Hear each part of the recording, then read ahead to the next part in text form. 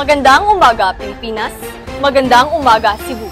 Ako po si Erich Villarin at ito ang BT Express, ang inyong tapat na tagapaghatid ng balitang totoo.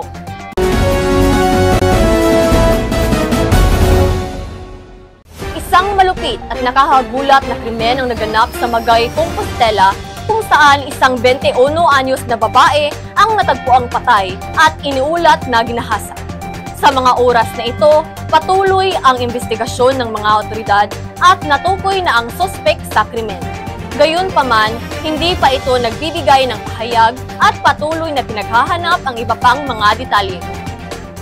Ngayong umaga, magbibigay tayo ng eksklusibong mga footage mula sa dalawang CCTV na kuha sa lugar kung saan sinaksak at iniwan ang katawan ng biktima. Makikita sa video ang huling sandali ng biktima bago siya pinatay at itinapon sa isang madilim na bahagi ng kalsada sa Magay. Tinutukan ng mga otoridad ang kasong ito upang makamit ang hustisya para sa biktima at para sa kaniyang pamilya. Kita po natin sa CCTV footage na pinagmulan ng matinding kalungkutan ang nangyaring ito. Ang biktima na tila walang kalaban-laban ay inatake at itinapon sa isang lugar na wala nang makakakita sa kanya. Kuhang-kuha sa CCTV ang paglalakad ng biktima at ang pagpaslang ng sospek sa biktima. Ngunit hindi na nakita sa CCTV sa kanto ang sumunod na pangyayari pagkatapos niya itong paslangin. Samantala, sa isa pang kuha ng CCTV sa may madilim na bahagi ng Magay ay kitang-kita kung paano itinapon ng kaparehong lalaki ang isang malaking sako na tila may lamang tao. Kita rin sa kamera ang pagtakbo ng isang eyewitness. Kasama po natin ngayon ang ating BT patroller na si Ninia na nasa mismong lugar ng krimen sa Magay, Compostela. Ninia, kamusta po ang sitwasyon sa crime scene? Ano po ang mga pinakahuling update mula sa mga otoridad at mga pahayag mula sa pamilya ng biktima? Erich, magandang umaga. Narito tayo ngayon sa Magay, Compostela, Cebu, kung saan naganap ang karumaldumal na krimen. At sa ngayon, nandito ang mga otoridad at patuloy na nagsasagawa ng masusing investigasyon. Sa mga pahayag ng mga pulis, sinabi nilang patuloy silang kumukuha ng ebidensya upang makilala ang tunay na salarin. Ayon po sa isang saksi, nakita raw niya na may isang lalaki na malapit mula sa lugar ng insidente. Ngunit hindi pa po nila matukoy ang buong pagkakakilanlan ng lalaki. Maghihintay po tayo ng mga susunod na pahayag mula sa mga otoridad. Maraming salamat, Ninia. At patuloy po nating tututukan ang mga pag-usad sa kasong ito. Sa mga susunod na bahagi ng ating programa, makikita po natin ang eksklusibong interview mula sa pamilya ng biktima at mga pulis na nagtutulungan upang malutas ang kasong ito. Bago po tayo magpatuloy, muli po naming ipapaabot ang aming pakikiramay sa pamilya ng biktima. Patuloy po kaming magbibigay ng updates sa mga susunod na sandali. Magbabalik ang BT Express. Muli, ako po si Erich Villarin at ito ang BT Express.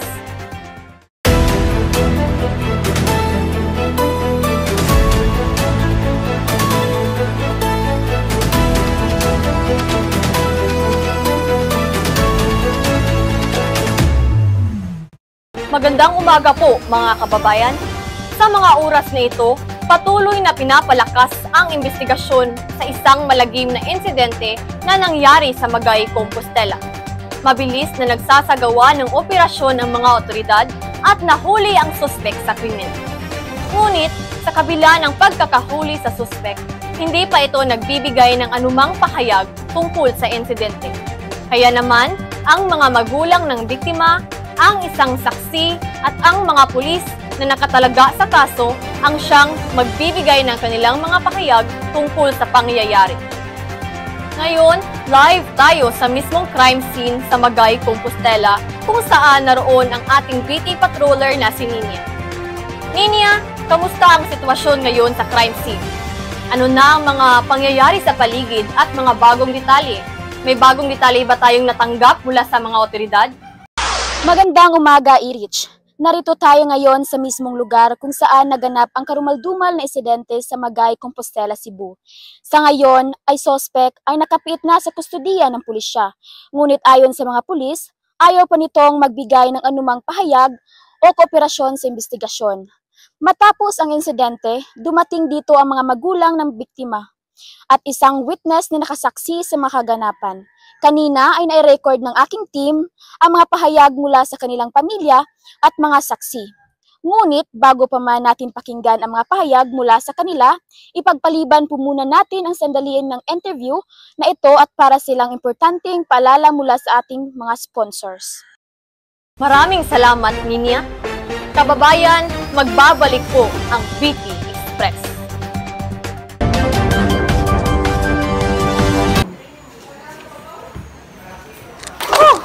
Ang init-init. Init? Let's go! Wow, salamat!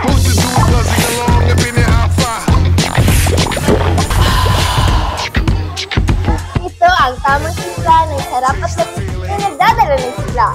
Coca-Cola!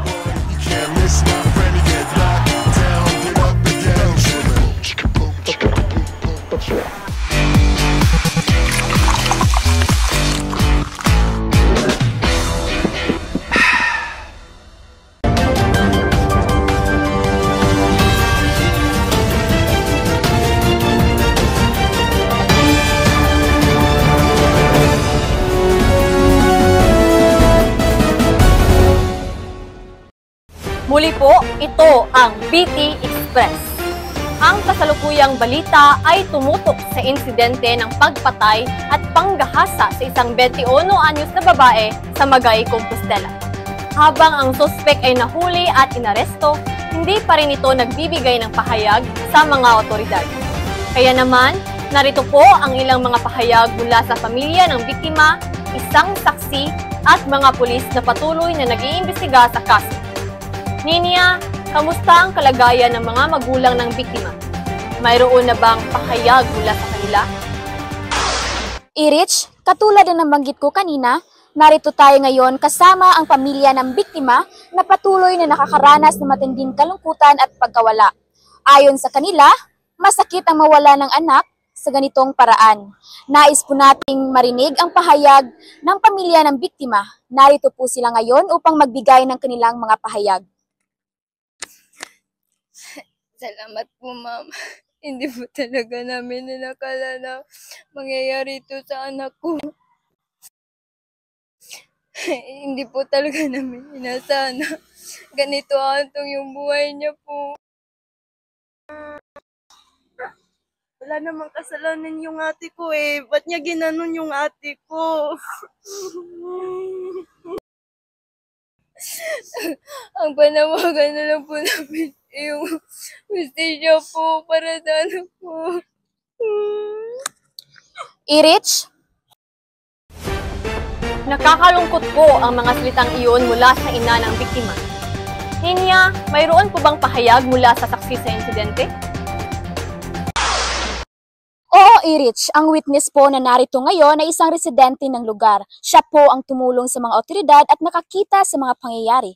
Ayon sa kanya, nakita niya ang pagtapo ng sospek sa biktima, ngunit nag-aalangan pa siya nung una. Ngunit agad niya rin itong inulat sa mga pulis. Narito po siya ngayon at nais niyang magbigay ng kanyang pahayag. Magandang umaga po, ma'am. Salamat po sa pagbigay ng oras sa amin. Maaari mo bang ibahagi ninyo ang inyong nakita at narinig na pangyayari sa insidenteng ito? Noong gabing iyon, magtatapon sana ako ng basura doon sa may bakanting lote. Ngunit nakita ko po yung suspect na may dalang sako at buhat-buhat niya ang malaking bagay na nasa sako.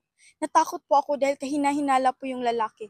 At nang napansin ko na siya ay pauwi na, agad akong tumakbo pabalik sa aming tindahan dahil sa takot. At noong nalaman ko na may nawawala sa aming barangay, agad kong inireport sa pulisya ang aking nakita kagabi. Maraming salamat po sa inyong pahayag at sana po ay magpatuloy ang inyong kooperasyon sa mga otoridad. Irich, narinig natin ang saloobin ng witness. Oo, Ninya. Ang mga pahayag na ito ay makakatulong sa mas malalim pa na investigasyon ng kaso. Ngayon, makikinig tayo sa mga pulis na nagsasagawa ng investigasyon. Ninia, ano po ba ang latest na update mula sa mga pulis? Ayon po kay Police Chief Inspector Liubel Kitmingaw, patuloy po ang kanilang pagsisiyasat sa kaso. Sinabi po nila na mahigpit ng kanilang koordinasyon upang makamit ang hustisya para sa biktima. Bagamat hindi po makapagbigay ng pahayag ang sospek, kanila pa rin pong inimbestigahan ang lahat ng anggulo upang matukoy ang motibo sa krimen. Magandang umaga po, Police Chief Inspector. Maaari po ba ninyong ibahagi ang inyong mga hakbang at plano sa investigasyon ng kaso? Magandang hapon din po. Sa ngayon po ay patuloy ang aming investigasyon. Nasa kustodiya na po namin ang sospek, ngunit ayaw po itong magbigay ng pahayag. Kami po ay nakikipag-ugnayan sa mga witness at nagsasagawa ng mga foreign test upang makuha ang tamang ebidensya. Tinitingnan po namin ang lahat ng posibilidad at umaasa kami na sa lalong madaling panahon ay magbibigay na ito ng mga konkretong sagot sa pamilya ng biktima. Maraming salamat po, Police Chief Inspector. Kami po ay umaasa na malutas ang kaso sa lalong madaling panahon. At yun na nga, Erich, narinig na natin ang pahayag ng pulisya. At yun lamang ang nakalap natin na impormasyon. Balik sa iyo, Erich. Maraming salamat, Ninia, sa iyong mga update mula sa Magay, Compostela.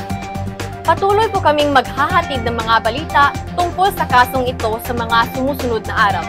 Sa ngayon, kami po ay nakikiramay sa pamilya ng biktima at umaasa po kami na makakamtan ang hustisya.